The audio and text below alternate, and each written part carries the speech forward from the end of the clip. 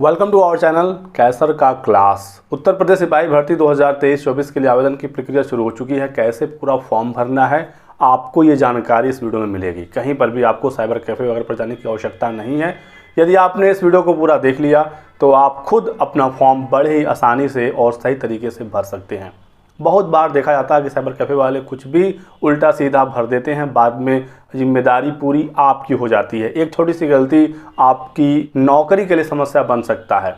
तो यदि आप साइबर कैफ़े पर भी फॉर्म भरवा रहे हैं, आपको समस्या है फॉर्म भरने में, तो वीडियो को देख लीजिए और फिर उसी प्रकार से फॉर्म भरवाइएगा। जब भी कैफ़े पर आप फॉर्म भरवाएं, आपकी स्क्रीन बिल्कुल कंप्यूटर पर होनी चाहिए। आप उस भैया के भरोसे नहीं बैठ सकते, क्योंकि बाद में वो सॉरी बोल देगा और आप कुछ कर नहीं पाएंगे। आपका फॉर्म है, आपकी नौकरी है, आपकी जिम्मेदारी है कि आपके फॉर्म में सही तरीके से चीज़ों को भरा जाए। तो वीडियो को लास्ट तक देखिए। यदि आपको खुद फॉर्म भरना है या किसी से भरवाना भी है तो भी लास्ट तक देख लीजिएगा, आपको सारी जानकारी यहाँ पर मिलने वाली है। 60,244 पदों पर कांस्टेबल का रिक्रूटमेंट उत्तर प्रदेश में आ चुका है। उत्तर प्रदेश के साथ अदर स्टेट के छात्र भी फॉर्म भर सकते हैं। सबसे पहले आपको आना है दोस्तों ऑफिशियल वेबसाइट पर, जो आपके यहाँ स्क्रीन पर है, uppbpb.gov.in। आप यहाँ पर आएंगे, इस प्रकार का वेबसाइट आपके सामने आएगा। आपको यहाँ पर सिंपली इस वाले लिंक पर क्लिक कर देना है। यहाँ पर क्लिक करेंगे तो आप आ जाएंगे इस वेबसाइट पर। यहीं से आपको फॉर्म भरना है। उत्तर प्रदेश पुलिस भर्ती एवं प्रोन्नति बोर्ड का ये ऑनलाइन आवेदन के लिए डिज़ाइंड वेबसाइट है। सबसे पहले आपको अप्लाई करना है। अप्लाई ऑनलाइन पर क्लिक करके फिर OTP एक्टिवेट करना है, कैंडिडेट को लॉगिन करना है, अपना प्रिंट एप्लीकेशन करना है, जो आपने फॉर्म भरा उसका प्रिंट आउट लेना है। और यदि आप भविष्य में अपना रजिस्ट्रेशन नंबर भूल जाते हैं तो उस कंडीशन में फॉरगेट रजिस्ट्रेशन नंबर का भी ऑप्शन दिया गया है। ठीक है, इंपॉर्टेंट डेट्स देख लेते हैं। 27 दिसंबर 2023 से फॉर्म भरना शुरू हो चुका है। ये चलेगा 16 जनवरी 2024 तक, और 18 जनवरी 2024 तक आप अपने फॉर्म में करेक्शन कर सकते हैं। तो ये इंपॉर्टेंट डेट्स हैं, आप यहाँ पर देख सकते हैं। वैकेंसी पर क्लिक करेंगे तो आपको वैकेंसी के बारे में जानकारी मिलेगी। टोटल देखिए 60,244 पदों पर एक ऐतिहासिक भर्ती आई हुई है। कैटेगरी वाइज सीटों की संख्या आप देख सकते हैं। तो ये सारी चीज़ें हैं। तो अप्लाई ऑनलाइन पर मैं यहाँ क्लिक कर देता हूँ। क्लिक करते ही आपके सामने फॉर्म खुल जाएगा। एक बड़ा सा फॉर्म आएगा। सबसे पहले आपको यहाँ पर सारी चीज़ें भरनी होंगी। ठीक है, सबसे पहले पर्सनल डिटेल्स भरना है। यहाँ पर क्या क्या चीज़ें भरनी है मैं आपको बता देता हूँ। तो सबसे पहले है एप्लीकेंट फर्स्ट नेम। ठीक है, तो आपको अपना पहला नाम यहाँ पर लिखना होगा। पहले नाम कहने का मतलब है यदि आपके नाम में 2 टर्म हैं, जैसे श्याम कुमार, तो श्याम आप यहाँ लिखेंगे और लास्ट नेम में आप कुमार लिखेंगे। ध्यान रखना है कि फर्स्ट नेम में स्टार लगा हुआ है। स्टार का मतलब होता है कि आपको ये डेटा फिल करना ज़रूरी है। यदि आप इसे फिल नहीं करते हैं तो फॉर्म आगे नहीं बढ़ेगा, फॉर्म आपका सबमिट नहीं होगा। तो यदि आपके नाम में सिर्फ एक ही टर्म है तो उसे आप यहाँ पर लिख देंगे और लास्ट नेम को छोड़ देंगे। 2 टर्म है तो आप फर्स्ट नेम यहाँ लिखेंगे, लास्ट नेम यहाँ लिखेंगे। फिर तीसरे में है एप्लीकेंट का फुल नेम, तो आपको यहाँ पर अपना कंप्लीट पूरा नाम लिखना है, फर्स्ट नेम लास्ट नेम सब कुछ। ठीक है, अब आगे date of birth. Date of birth दोस्तों आपको भरना है। यहाँ पर डेट ऑफ बर्थ भरेंगे आप अपने हाई स्कूल की मार्कशीट के अकॉर्डिंग, जो भी आपका डेट ऑफ बर्थ होगा। क्लिक करते ही ऑप्शन यहाँ पर आ जाएगा। आपको ईयर, मंथ और डेट यहाँ से सेलेक्ट कर लेना है। फादर नेम आपको यहाँ पर लिख देना है, मदर नेम यहाँ पर लिख देना है। हाई स्कूल की मार्कशीट के अकॉर्डिंग आप डिटेल्स को फिल करेंगे। फादर नेम, मदर नेम या खुद अपने नाम के पहले आपको कोई भी प्रेफिक्स यूज नहीं करना है, जैसे मिस्टर, मिसेस, डॉक्टर, इंजीनियर, ऐसा कुछ नहीं करना है। सिंपल आपको नाम लिखना है। जेंडर में आप मेल हैं या फीमेल हैं, और आप सिंपल यहाँ पर अपना मोबाइल नंबर लिखेंगे। मोबाइल नंबर आपको अपना लिखना है, पर्सनल लिखना है। आप अपने पेरेंट्स का भी दे सकते हैं, लेकिन अपना ही रहे और वो चालू स्थिति में रहे, उस पर OTP जा सके।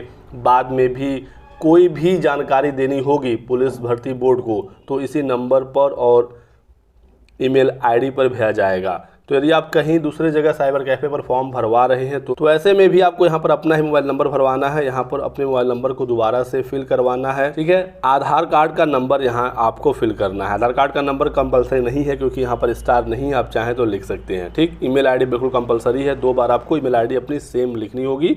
यहीं पर आपका OTP वगैरह बाद में रजिस्ट्रेशन नंबर आप भूलते हैं तो यहीं से आपको दोबारा वो मिल पाएगा। ठीक है, नेशनैलिटी में आपको इंडियन सेलेक्ट करना होगा क्योंकि यहाँ पर सिर्फ एक ही ऑप्शन है। अब पूछा जा रहा है कुछ बहुत ही इंपॉर्टेंट चीज़ें हैं, ध्यान रखना है आपको। क्या आप यूपी के मूल निवासी हैं तो आप यस करेंगे। ठीक है, और यदि आप अदर स्टेट के हैं तो आप सिंपल यहाँ पर नो कर देंगे। ठीक, तो पहले मैं यहाँ पर यस करता हूँ। यस करेंगे दोस्तों तो आपसे पूछेगा कि क्या आप रिजर्वेशन क्लेम कर रहे हैं या एज में बेनिफिट क्लेम कर रहे हैं under SC ST OBC EWS और जो भी तमाम कैटेगरी होता है इसके अंतर्गत। तो जब आप उत्तर प्रदेश के होंगे तो ही ये वाला ऑप्शन मिलेगा। जैसे ही नो करेंगे तो एज रिलैक्सेशन और रिजर्वेशन वाला ऑप्शन हट जाएगा। तो अदर स्टेट वाले छात्र फॉर्म भर सकते हैं, UR सीट पर फाइट कर सकते हैं, कोई भी उनको रिजर्वेशन नहीं मिलेगा। ठीक, तो ऐसे में अदर स्टेट वाले नो करेंगे तो रिजर्वेशन का ऑप्शन उनसे नहीं पूछा जाएगा। यस करने की स्थिति में देखिए ये वाला ऑप्शन आ जाएगा। यदि आप रिजर्वेशन चाहते हैं, आप कैटेगरी से आते हैं तो आप यहाँ पर यस कर देंगे। यस करने के बाद अब आपसे बहुत सारी जानकारी पूछी जाएगी जैसे कि domicile certificate issuing UP state authority. आपका जो मूल निवास प्रमाण पत्र है वो किसने इशू किया है, डिस्ट्रिक्ट मजिस्ट्रेट ने, एडिशनल डिस्ट्रिक्ट मजिस्ट्रेट ने, सब डिविजनल मजिस्ट्रेट ने या तहसीलदार ने। तो किस अधिकारी ने आपका मूल निवास निर्गत किया है उसे आपको यहाँ पर सेलेक्ट करना है। आपके निवास प्रमाण पत्र पर लिखा होगा तो आप वहाँ से देख लीजिएगा। ठीक है, उसके बाद मूल निवास प्रमाण पत्र आपका किस डेट को इशू हुआ है। तो फॉर्म भरते समय आपके पास ये प्रमाण पत्र होना चाहिए क्योंकि उसकी डिटेल्स आपको भरनी है। यहाँ पर आपको डोमिसाइल का सीरियल नंबर यानी मूल निवास प्रमाण पत्र का क्रम संख्या भरना है। तो ये बिल्कुल आपको पता होना चाहिए कि आपके पास प्रमाण पत्र होने चाहिए तो यह फॉर्म भर पाएंगे। फिर आपको यहाँ पर अपना होम डिस्ट्रिक्ट सेलेक्ट करना है। अब यहाँ पर हमने यूपी वाले ऑप्शन पर क्लिक किया तो यूपी के ही सभी यहाँ पर ज़िले से होंगे, आपको अपना ज़िला सेलेक्ट कर लेना होगा। यदि आप अदर स्टेट सेलेक्ट करते हैं, जैसे आप यहाँ पर नो करते हैं तो आपसे यहाँ पर स्टेट आपका पूछेगा। जो भी स्टेट आप सेलेक्ट करेंगे फिर उस स्टेट का ज़िला शो होने लगेगा। ठीक है, एक बात का और आपको ध्यान रखना है कि यदि आप यूपी के रहने वाले हैं तो आप यहाँ पर यस करेंगे, लेकिन यदि आप यूपी के सामान्य वर्ग के अभ्यर्थी हैं, ठीक है, तो ऐसे में आपको यहाँ पर रिजर्वेशन वाले में नो करना होगा क्योंकि सामान्य वर्ग को तो आरक्षण मिलेगा नहीं। यहाँ पर आरक्षण मिलेगा SC ST OBC EWS और जो फिजिकली हैंडीकैप छात्र हैं। तो ऐसे में आप यहाँ पर नो कर देंगे तो आपसे भी रिजर्वेशन संबंधी डिटेल्स नहीं मांगा जाएगा। लेकिन यदि आप यूपी के भी हैं, OBC SC ST या EWS या रिजर्व किसी भी कैटेगरी में आते हैं तो आपको यहाँ पर यस करके अपनी डिटेल्स फिल करनी होगी। ठीक है, इतनी चीज़ें हो गई क्लियर। उसके बाद डिस्ट्रिक्ट वाला भी आपने देख लिया। अब आपको अपनी कैटेगरी सेलेक्ट करनी होगी। कैटेगरी में general SC ST OBC EWS सभी ऑप्शन आएंगे। तो आप जिस भी कैटेगरी से आते होंगे आपको अपनी कैटेगरी सेलेक्ट करनी है। जैसे हमने यदि यहाँ पर OBC किया तो अब आपसे OBC का जाति प्रमाण पत्र मांगेगा। यहाँ पर एक बात का ध्यान रखना है कि यदि आप यूपी के हैं तो आप यहाँ पर यस करेंगे। यदि आप यूपी के सामान्य वर्ग के हैं तो आप इस वाले ऑप्शन पर नो कर देंगे। ऐसे में आपको कैटेगरी में सिर्फ जनरल का ही ऑप्शन देखने को मिलेगा क्योंकि रिजर्वेशन में आपने नो कर दिया है, यानी कि आप सामान्य वर्ग के अभ्यर्थी हैं। अब यहाँ पर आप देख सकते हैं कि आपसे कोई भी रिजर्वेशन संबंधी डिटेल्स नहीं मांगी जा रही है। और यदि आपको आरक्षण का लाभ चाहिए, यदि आप रिजर्व कैटेगरी से आते हैं, आप यहाँ पर यस करके जैसे मैंने बताया आपको सारी डिटेल्स आपको फिल करनी होगी। कैटेगरी में अब आपको सभी ऑप्शन देखने को मिलेंगे तो आपको अपनी कैटेगरी यहाँ से सेलेक्ट कर लेनी है। अब आपका कैटेगरी सर्टिफिकेट किसने इशू किया है वो वाला ऑप्शन आपको सेलेक्ट करना है। जैसे निवास में आ रहा था वैसे ही अब आपके जाति प्रमाण पत्र में पूछा जाएगा आपका जाति प्रमाण पत्र किस डेट को इशू हुआ है, क्या उसका सीरियल नंबर है। तो जहां पर भी स्टार बने हुए हैं आपको सारे डिटेल्स फिल करने होंगे। यहाँ पर कोई स्टार नहीं है, ये ज़रूरी नहीं है। कैटेगरी एप्लीकेशन नंबर तो आप इसे छोड़ सकते हैं। फिर आगे है कि क्या आप डिपेंडेंट फ्रीडम फाइटर हैं, क्या आप स्वतंत्रता संग्राम सेनानी के आश्रित हैं, तो यस करेंगे। फिर आपको उसका डिटेल देना होगा, नहीं तो आप सिंपल यहाँ पर नो कर सकते हैं यदि आप ऐसा कुछ नहीं है। ठीक, फिर पूछ रहा है कि आप यूपी के गवर्नमेंट एम्प्लॉई हैं और आपके पास सर्टिफिकेट है तो यस, नहीं तो नो। क्या आपने 3 साल तक होमगार्ड में सेवा की है तो यस, नहीं तो नो। क्या आप भूतपूर्व सैनिक हैं तो यस, नहीं तो नो। ठीक है, एक्स सर्विसमैन है तो ही यस करेंगे और उसका आपके पास सर्टिफिकेट भी होना चाहिए, नहीं है तो नो कर देंगे। अब आपको एजुकेशनल क्वालिफिकेशन यहाँ पर फिल करना है। 10th और 12th 2 डिटेल्स आपको भरनी है। इसके अलावा आपने ग्रेजुएशन किया है, PG किया है, कुछ भी किया है, मुझसे मतलब नहीं है। आपको ना उसके बारे में जानकारी देनी है, ना आपको उसका कोई लाभ मिलेगा। इसेंशियल क्वालिफिकेशन में 2 ही चीज़ें मांगी जाएंगी, 10th और 12th, ये दोनों चीज़ें आपके पास होनी चाहिए। यहाँ पर क्या क्या भरना वो भी आप जान लीजिए। तो आपका 10th का बोर्ड का नाम, ठीक है, आपको यहाँ पर लिखना होगा। जैसे यूपी बोर्ड है तो आपको यहाँ पर सिंपल यूपी बोर्ड लिखना होगा, ठीक है। किस साल आपने हाई स्कूल पास किया था वो साल आप यहाँ पर फिल करेंगे, ठीक है। यहाँ पर डेट मंथ सब आ जाएगा, तो आप सिंपल यहाँ पर जिस साल आपने पास किया था वो साल फिल कर लेंगे। और फिर 10th आप पास हुए या नहीं, एक ही ऑप्शन है, आप पास होने चाहिए। 12th भी आप पास होने चाहिए, अपीयरिंग अलाउ नहीं है। तो ऐसे में आपको पास पर क्लिक करना होगा, फिर आप यहाँ पर अपना रोल नंबर डाल देंगे और फिर आप 10th का सर्टिफिकेट या मार्कशीट दोनों में से किसी का भी सीरियल नंबर भर देंगे। तो परेशान होने की आवश्यकता नहीं है, सर्टिफिकेट या मार्कशीट का सीरियल नंबर दोनों ऑप्शन दिया गया, दोनों में से किसी एक का आप एक सीरियल नंबर भर देंगे। 10th का डिटेल हो गया, सेम ऐसे ही आपको 12th का भी डिटेल फिल करना होगा, ठीक है।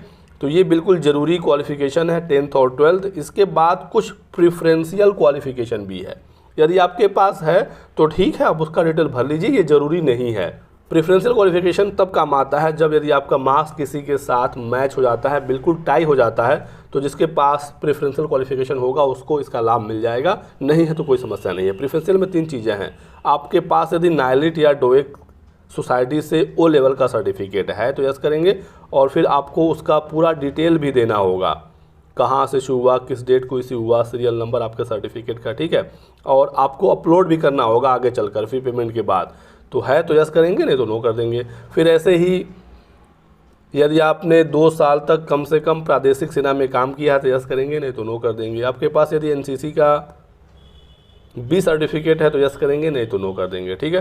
तो इस प्रकार से आपको यहाँ पर सेलेक्ट करना है। फिर आप अपना एड्रेस भरेंगे। सबसे पहले आपको करस्पॉन्डेंस एड्रेस यानी पत्राचार का पता, यानी कि यदि आप प्रेजेंट टाइम में अपने घर पर नहीं हैं, जो आपका परमानेंट एड्रेस है, आप कहीं और हैं, ठीक है, जहाँ पर हैं वो वाला एड्रेस आप यहाँ पर भरेंगे।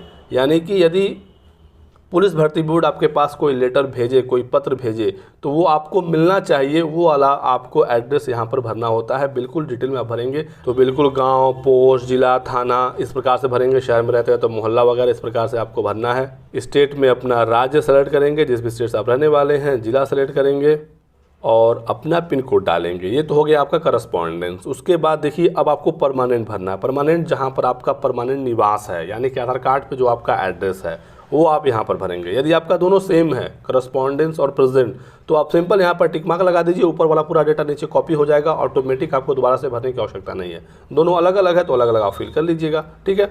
सब कुछ भरने के बाद आपको प्रीव्यू एंड सबमिट पर क्लिक करना है।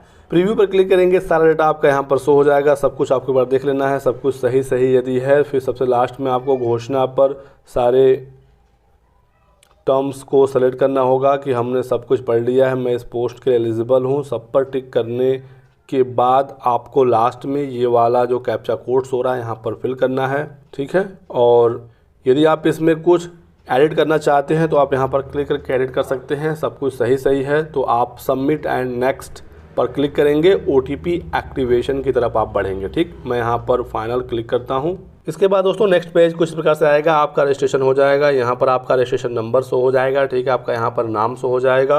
इसके बाद दोस्तों आपको यहाँ पर एक्टिवेट थ्रू OTP पर क्लिक करना होगा। जैसे आप यहाँ पर क्लिक करेंगे, आपको यहाँ पर रजिस्ट्रेशन नंबर डालना है, डेट ऑफ बर्थ डालना है, एक OTP आपके मोबाइल पर आएगा, कैप्चा कोड डालकर एक्टिवेट करना है। लॉगिन होने के बाद तुरंत आपसे कहेगा कि अब आप 400 रुपये का फ़ी पेमेंट करिए, तो आपको ऐसे में पे नाउ पर क्लिक करना होगा। पेमेंट के लिए ऑप्शन खुल जाएगा आपके सामने, आप UPI के थ्रू या नेट बैंकिंग के थ्रू पेमेंट कर सकते हैं। अभी कार्ड से पेमेंट करने का ऑप्शन नहीं आया है, आई थिंक जल्दी ये अपडेट हो जाएगा। फिलहाल आप UPI या इंटरनेट बैंकिंग के माध्यम से अपना 400 रुपये का फ़ी पेमेंट कर सकते हैं। अब दोस्तों फ़ी पेमेंट करने के बाद आपको अपने सभी डॉक्यूमेंट अपलोड करने होंगे। सबसे पहले आपको अपना फ़ोटो अपलोड करना है। फ़ोटो आपका 20 से 50 KB के बीच का होना चाहिए, ठीक है। अपलोड फाइल पर क्लिक करके अपना फ़ोटो अपलोड करेंगे। फ़ोटो का बैकग्राउंड आप वाइट रखिएगा, आँख कान नाक सब कुछ साफ साफ दिखना चाहिए। चश्मा यदि आप लगाते हैं तो शीशे यदि ट्रांसपेरेंट हैं, आँखें दिख रही हैं तो ठीक है, यदि रंगीन चश्मा लगाते हैं चश्मा उतार कर फ़ोटो खिंचाइएगा, ठीक है। फ़ोटो का फॉर्मेट JPG, JPEG, PNG वगैरह किसी भी फाइल में है चल जाएगा, कोई समस्या नहीं है, लेकिन 20 से 50 KB के बीच का होना चाहिए। साइन 5 से 20 KB के बीच का होना चाहिए। वाइट पेज पर ब्लैक पेन से साइन करिए, स्कैन करके अपलोड कर दीजिए। उसके बाद 10th का आपको सर्टिफिकेट यहाँ पर अपलोड करना है। ध्यान रखना है सर्टिफिकेट है ये, ठीक है। तो 20 से 100 KB के बीच का ये भी JPG फाइल में ही रहेगा, कोई भी PDF अपलोड करने की आवश्यकता नहीं है, PDF अपलोड होगा ही नहीं। तो 10th का सर्टिफिकेट और यहाँ पर आपको 12th का सर्टिफिकेट अपलोड करना है, सेम 20 से 50 KB के बीच का। JPG, JPEG, PNG फाइल यहाँ पर अपलोड हो जाएगा, PDF अपलोड नहीं करना है। इतनी चीज़ें सबको अपलोड करनी है, चाहे आप यूपी के हों, अदर स्टेट के हों, जनरल हों या रिजर्व कैंडिडेट हों। इसके बाद फिर अब आप जिस कैटेगरी से आते होंगे, जिस प्रकार से आपने ऑप्शन सेलेक्ट किया था, वैसे आपसे डिटेल मांगेगा। जैसे यदि आप कैटेगरी के स्टूडेंट हैं, ठीक है, OBC हैं तो OBC का सर्टिफिकेट, SC ST या EWS हैं तो उसका सर्टिफिकेट आपको यहाँ पर अपलोड करना होगा। उत्तर प्रदेश के हैं, डोमिसाइल सर्टिफिकेट यानी निवास प्रमाण पत्र अपलोड करना होगा। जो जो आपके लिए एप्लीकेबल होगा यहाँ पर शो हो जाएगा। देखिए, जिन्होंने प्रेफरेंशियल में O लेवल सेलेक्ट किया होगा, एक या नाइलिट सोसाइटी वाला ऑप्शन, तो यहाँ पर आपसे वो भी सर्टिफिकेट मांगेगा, आपको अपलोड करना होगा। यदि आपने नो किया होगा वहाँ पर तो ये ऑप्शन आपके सामने नहीं दिखेगा। तो इस प्रकार से आपको सभी डॉक्यूमेंट्स अपलोड करके लास्ट में आपको फाइनल सबमिट पर क्लिक कर देना है। आपका जो फॉर्म है दोस्तों सबमिट हो जाएगा। इस प्रकार का पेज आएगा, यहाँ पर आप प्रिंट एप्लीकेशन पर क्लिक करके अपने फॉर्म का प्रिंट आउट निकाल सकते हैं या PDF में उसे सेव करके भविष्य के लिए रख सकते हैं, ताकि आगे कोई भी समस्या हो तो आप वहां से देख सकें। और आपके पास एप्लीकेशन फॉर्म का प्रिंट आउट होना भी चाहिए। प्रिंट नहीं कराते हैं तो PDF आप बिल्कुल सेव करके कहीं पर रख लीजिएगा। तो ऑफिशियल नोटिफिकेशन हमारे सामने है और इसमें मैं आपको बता दूँ, पेज नंबर 13 पॉइंट नंबर 5 में बताया गया है बिल्कुल साफ साफ कि जो भी OBC अभ्यर्थी हैं उनका जो जाति प्रमाण पत्र होगा वो 1 अप्रैल 2023 के बाद का होना चाहिए और फॉर्म भरने की लास्ट डेट तक निर्गत होना चाहिए। तो निवास प्रमाण पत्र पुराना हो तो चल जाएगा, लेकिन जाति प्रमाण पत्र आप नया बनवा लीजिएगा 1 अप्रैल 2023 के बाद, लेकिन फॉर्म भरने की लास्ट डेट तक वो बना होना चाहिए। साथ ही साथ फ़ोटो संबंधी कुछ इम्पोर्टेंट इंस्ट्रक्शन है। नोटिफिकेशन में आप देख सकते हैं बताया गया है कि फ़ोटो आपका बिल्कुल साफ साफ हो, 6 महीने से पुराना फ़ोटो ना हो, बैकग्राउंड हल्का सफ़ेद या ग्रे रंग का हो, ठुड्डी से शिखर तक साफ साफ आपका चेहरा दिखे, मुंह बंद हो, आंखें खुली हो, चेहरे के दोनों किनारे यानी दोनों कान साफ साफ दिखे, नज़र आपके कैमरे की तरफ हो, चश्मा पहनने की स्थिति में आंखें आपकी साफ साफ दिखें, रंगीन ग्लास हो तो चश्मा उतारकर फ़ोटो खिंचाइए। फ़ोटो में टोपी, मफलर आदि आप नहीं पहने होने चाहिए। तो ये कुछ इंपॉर्टेंट इंस्ट्रक्शन है। वीडियो को लाइक करिएगा, चैनल को सब्सक्राइब कर लें। इसके अलावा कोई डाउट हो, सवाल हो तो लिखिए कमेंट सेक्शन में, आपके सभी सवालों का जवाब दे दिया जाएगा। इस वीडियो में बस इतना ही, बने रहिएगा हमारे साथ। Thanks for watching.